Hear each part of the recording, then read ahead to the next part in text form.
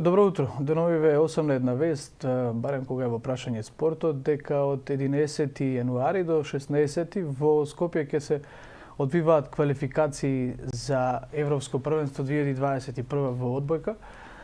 Во наредните некаде половина час, речиси, ќе ве водам јас, Златко Чаловски, прво со оваа спортска тема, а потоа со малку животна средина. Ќе разговараме со директорката на Инспекторатот за животна средина, Ана Петровска. Меѓутоа, сега за оваа тема, за квалификациите за одбојка 2021 година, го имаме генералниот секретар на Одбојкарската федерација, господинот Зоран Карановиќ. Добро утро.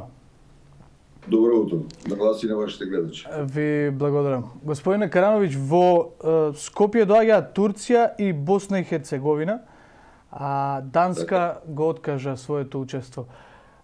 Што пропишуваат протоколите? Подготвени ли сме за оваа организација? Ние сме една од ретките федерации кои од мај месец минатава година, кога тргнаа преговори ради оваа цела пандемиска криза во Европа, тврдевме дека сме спремни. И тоа цело време тврдевме дека се спремни да организираме два турнири. Имаше тука нашите преговори со Европска одбојкарска конфедерација и со колеги од другиве федерации, малце успони и падови, што би се кажало, и на крај спортска дипломатија ја изнесе на крај победата и нашата федерација доби два турнира. Ние сме сосема спремни и у комуникација сме со кризниот штаб за справување со криза. Имаме резервации направено во хотел Александар Палас сала. Борис Трајковски е спремна. Потпишан договор со Македонска радиотелевизија. Све се чека само да направиме еден добар пласман и да повторно отидеме на Европско првенство. Што значи организацијата на еден ваков турнир? Какви бенефиции носи и за секако за федерацијата, за одбојкарите, за репрезентацијата? Ако ме прашате од финансиски аспект, не носи бенефити. Не носи бенефити, али ние сме спремни да поднесеме било каков трошок, нормално нема да биде мал, за да успееме повторно да докажеме дека Одбојкарска федерација на Македонија со својата сениорска репрезентација ќе заслужи да отиде по втор пат на Европско првенство. Тоа ќе биде голем пострек за развој на одбојка во Македонија, а ако малце пошироко ја гледаме рамкава од сликава, ќе даде еден јасен сигнал до партнериве наши од Европска унија дека овде има и добри работи што се случуваат. Има позитивни работи. Имаме доста пријатели од спортот од Европа и мислам дека заслужуваме една ваква организација која храбро и достоинствено ќе поднесеме. Финансиска, предпоставувам, зборувате во однос на тоа и дека нема дозволено, гледачи во моментот. Сте разговарале ли можеби за нешто такво? Прашувам бидејќи во светот на спортот полека почнуваат да се прилагодуваат гледачите на новите мерки, па на трибини се внесуваат, сега зборувам во различни држави, различни примери, меѓутоа полека почнуваат да се внесуваат одреден број на фанови. Ова дефинитивно е затворено, нема да се игра пред публика? Сега е затворено дефинитивно. Мене малце ме чуди гестот на Федерацијата на Данска, што во последен момент ќе повлече својата репрезентација, која е квалитетна, перспективна. И фаворит број 1. Не, Турција е фаворит број 1, ние сме фаворит број 2, Данска е фаворит број 3 и Босна е број 4. Али, од спортски аспект, тоа е нешто што било минатава година. Не смеме да правиме дека нашава сениорска репрезентација последната го одигра минатава година, која имавме прекрасно презентирање на нашата одбојка во Лјубљана на првиот настап на Европско првенство. Значи, од тој период од септември месец до сега помина тој година и пол.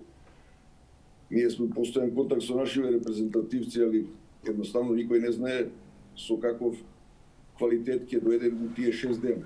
Нормално ќе има период на подготовки. Кога се навратив на репрезентацијата на Данска и на вашето забелешка за публика, до пред 2 недели, дека беа актуелни организатори на првиот турнир, а ние на вториот, тврдеа дека по протоколите изречени од Министерството за здравство на Данска, таму е одобрено да на секој надпревар во колективните спортови, тука подразбира кошарка, ракомет и одбојка, во сите сали на прволигашките средби и на репрезентативните средби има дозвола до 500 гледачи. Ние тока што чудевме од проста причина што една Турција што со своите две лиги машка и женска тежи преку 20 милиони евра, они забранија секако пристап освен службените лица. забранија пристап на публика. Слична иста е ситуација, идентична е ситуацијата и во Босна и Херцеговина и нормално и кај нас. Ова се некои фини моменти што ќе оставиме на крај некој друг да ги решава. Нас предизвик ни е пред се да успееме здрави да дочекаме стартот на овие квалификации и она голема желба да оваа традиција на нашава сениорска репрезентација се продолжи. Да, предпоставувам дека организацијската капацитативност на Федерацијата добива во своето портфолио со организација на еден ваков турнир, како што рековте, финансиски можеби не носи многу, меѓутоа веројатно доаѓаат повеќе скаути пак за одбојкарите, ова е еден важен гест. Па не се само и скаут, не се само и одбојкари, пак ќе се навратам назад, ние као федерација сакаме една друга димензија да испратиме во ова стварно тешко време.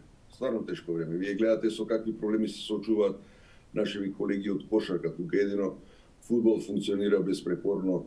Ракомет, да се подсетиме само после нашиот настан, значи ние своите квалификации за Европско првенство 21 година ќе ги завршиме на 16, а веќе во мислам негде од 19-20 јануари настапува ракометна федерација во истата сала со младинско европско првенство. Значи добро е да Македонија у цела ситуација организира големи настани. Добро е што вие сите настани ќе бидат пренесувани директно на телевизија.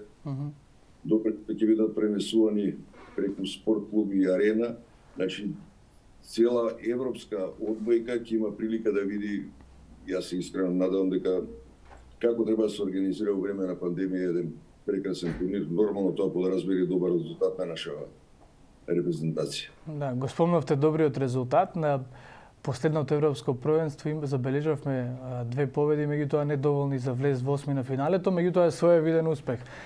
Годинава кон што е стремежот и што знаеме за Турција и Босна и Херцеговина од еден аналитички аспект? Имаме шанси да ги совладаме? Пак ќе се вратам, тешки се времињата. Значи, по моја проценка, турско првенство е безпрекорно организирано, квалитетно, грото на репрезентативци нивни доаѓаат, да не кажам 99%, се уште списокот не е објавен, 99% доаѓаат од турското првенство и од таа позиција они се релаксирани. Од таа позиција се они релаксирани. Босна и Херцеговина има многу квалитетен состав, има доста играчи што играат во странски првенства, низ Европа. Сега тука доаѓаме до оној проблем кој кога ќе дојде на подготовки. Значи, клубовите се должни према регулативата на ЦЕФ 7 дена пред стартот на првенството да ги дадат на располагање своите играчи што играат за репрезентација. Али Босна е малку специфична као држава, така да тука може да се појави некој минус у некои заложби нивни да истрчаат со најдобар тим. Ние сме сега за сега екипирани, знаеме со кого настапуваме, ништо тука не е спорно. Главните играчи наши доаѓаат на 25 и 26, има една динамика кој како завршува у националните првенства. Пред се да не заборавиме дека поради оваа пандемија низ цела Европа не се игра регуларно полата. Имаше одлагања, поместувања за 2-3 недели и така натака.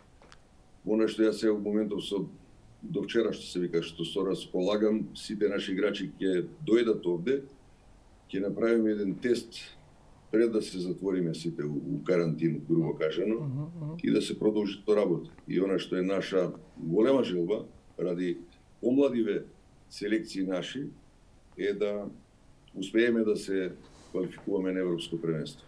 Така, Зоран Карановиќ, генерален секретар на Одбојкарската федерација на Македонија, за крај едно, оние знаете, PS прашање. Што е со сајтот на федерацијата? Треба да го ажурирате малку, да го апдейтирате. Интересно прашање. Значи, тоа е во изградба. Значи, имате некои сајтови таму, ќе се кликне на нив, да се дополни така натака. Пак ќе кажам, све ќе се среди. Полека све ќе се малку луѓе се вклучени, малци професионалци се вклучени во работа на нашава федерација. И тие убави моменти ќе ги дотераме на крај, како што треба. Добро. Само да не заборавиме на крај, мора да се пофалиме веќе, кога сме веќе на линија и за вас сите гледачи. Ние 21 искрено се радуваме дека ќе учествуваме у завршницата на Европско првенство кој треба да се одвија во 4 држави, во Финска, во Естонија, Чешка и во Полска. Година 22 нашата федерација од страна на Европска одбојкарска конфедерација доби голема чест да организира Европско првенство за девојки, за жени до 19 години. Веќе се оваа година почна подготовките за тоа Европско првенство и она што е многу интересно, континуитетот на добра соработка со Луксембург треба да продолжи преку добивање на една група за Европско првенство 23 година. Само да не заборавиме, 23 година Европското првенство ќе биде кај нашите комши Бугарија и во Италија и ние се искрено се надеваме дека со Украина ќе успееме да добиеме една група за организација кај што тој спортски тренд на добри работи би продолжил понатаму. Само да не забораваме и проективе наши што ги имаме према FIVB, светската и према европската, еден слоган таму што значи дека на кој сум ја посебно поносен, викаме вака, кромна федерација со големи силништа. Така. Тоа би било. Прилично сте ангажирани во Федерацијата. Јас ви благодарам на одвоеното време, а од 11 до 16 јануари ќе гледаме супер одбојка и ќе ја бодриме секако репрезентацијата. Благодарам.